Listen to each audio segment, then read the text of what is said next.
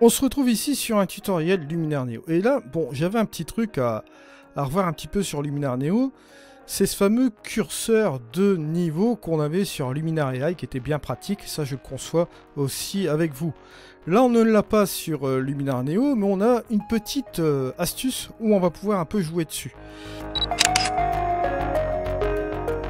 Alors, on va aller directement dans le développement en rouge. Je vais vous montrer cette petite astuce. On va tout simplement ici, bon, corriger tout ce qui est objectif, etc. Voilà. Et puis là, bon, ce que je vais faire aussi, je vais aller dans l'outil transformation. Bon, là, vous noterez quand même quelque part qu'il y a des choses à rectifier aussi. Voilà, j'ai redressé un petit peu vertical. Vous voyez, bon, elle est un petit peu tordue là, ici, au niveau de la maison. Là, on l'a remis droite. C'est quand même un peu mieux. Regardez ici, on a le avant, vous voyez, et le après.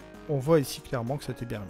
Ce petit truc étant dit, bon, on va prendre ici, moi je vais prendre mon caméra flat, voilà, tranquille.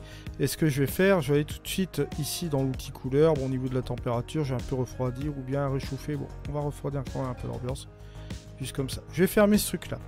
On va aller dans l'amélioration, je vais aller un petit peu sur l'accent AI pour retrouver un petit peu toutes les tonalités. C'est sympa comme ça. On va même y aller un petit peu plus à fond comme ça. Voilà, embellisseur de ciel, et je vais faire ça comme ça. Je vais aller, tiens, dans mes créatifs aussi, j'ai oublié de remettre ici. Bon, celui-là, je vais prendre par exemple le... Non, pas celui-là. Je vais aller dans les outils de base, je vais prendre ici le paysage. On va claquer un petit peu d'or doré. Voilà, juste comme ça. On va dire que bon, on va pas chercher midi à 14 h. Je vais prendre un petit peu de structure. Voilà, je vais très vite ici au niveau de l'édit parce que je veux vraiment vous montrer ce qu'on peut faire avec ce petit tips que je vais vous montrer là. Je ferme ce truc, voilà. Allez, pourquoi pas dans l'harmonie des couleurs, on va s'amuser un petit peu. Allez, je vais rajouter un petit peu d'éclat sur l'ensemble ici. Pour que ce soit un peu exagéré au niveau de l'édit, juste comme ceci. Et on va garder cela comme ça. Bon. Problème.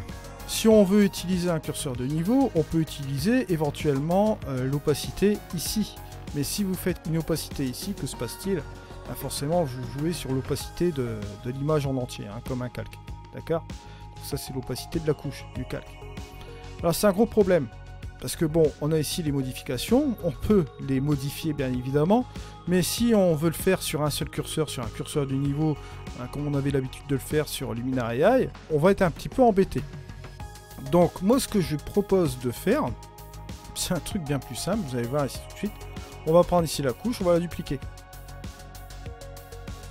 Voilà. Une fois qu'on a cette couche-là ici, ce qu'on va faire, on va aller sur les modifications. Vous allez faire ici un reset et enlever tout ce qui est modification, d'accord? Sauf sur les retouches RAW, d'accord? On est bien d'accord, hein. Sur la retouche RAW, vous ne touchez à rien. Alors là, vous revenez sur l'outil, forcément, vous retrouvez l'image, d'accord? Alors ce que vous allez faire, c'est prendre le calque et vous allez faire glisser ici, juste ici. Bon, que va-t-il se passer? Là, forcément, vous avez l'édition, hein, tout a été mis complètement ici. Et là, en dessous, vous savez très bien qu'on a enlevé tous les effets, sauf le RAW. Bon, on revient ici sur l'édition sans aucun problème. Vous avez là, cette fois-ci, curseur d'opacité. Et regardez, voilà, hop, et voilà. Et voilà, on retrouve l'édit. Là, on réduit, on est tranquille. Et regardez, on va augmenter tout doucement. Pam, pam, pam, pam. Si on veut le mettre juste ici, pourquoi pas? Vous voyez, on est tranquille, on peut le mettre juste ici. Hein. Si on veut le monter un peu plus, laisser le truc initial, on le peut. Mais là, vous voyez, avec un seul slider, là, un seul, comment dire ça, curseur, eh ben, on peut jouer avec tout ce qu'on a fait sur les modifications. Vous voyez un petit peu la puissance. Alors, le curseur de niveau, voilà, on le retrouve comme ceci. Alors, ouais, je sais très bien, vous allez me dire, ouais, mais bon, t'aurais pu faire le truc de développement en haut, faire une duplication de couche et travailler sur la couche. D'accord, mais il y a des moments où on n'y pense pas forcément, et quand on n'y passe pas forcément, on va dans l'édition, on y va carrément dedans, etc., les masques et tout. Et après, qu'est-ce qu'on fait? Là, on est bien embêté pour retrouver ce curseur d'opacité. Donc, il y a ce petit truc-là, vous dupliquez la couche, tout simplement, vous enlevez tous les effets, sauf le développement en haut, et là, vous allez retrouver cette couche comme ici, d'accord? Et vous gardez la couche avec les effets au-dessus, et forcément, sur la couche du dessus, où vous avez tous les effets dans la modification, vous allez tout simplement là, sur la propriété de la couche, et vous jouez avec le curseur d'opacité, tout simplement, qui va vous servir ici comme un curseur de niveau. Voilà.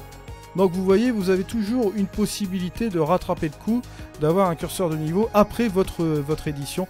Si vous n'y avez pas pensé, vous voyez, il y a toujours une petite astuce avec ce logiciel aussi également. Voilà, c'était le petit tips que je tenais à vous faire parvenir. Là, vous voyez, bon, on peut vraiment contrôler le truc.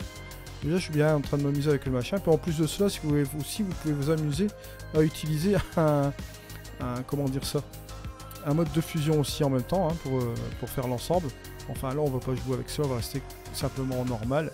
Mais si vous voulez, par exemple, jouer sur la luminosité, vous voyez, hop, vous allez jouer sur la luminosité aussi en même temps, avec tout ce que vous avez fait comme modification. Mais là, on va le laisser en normal.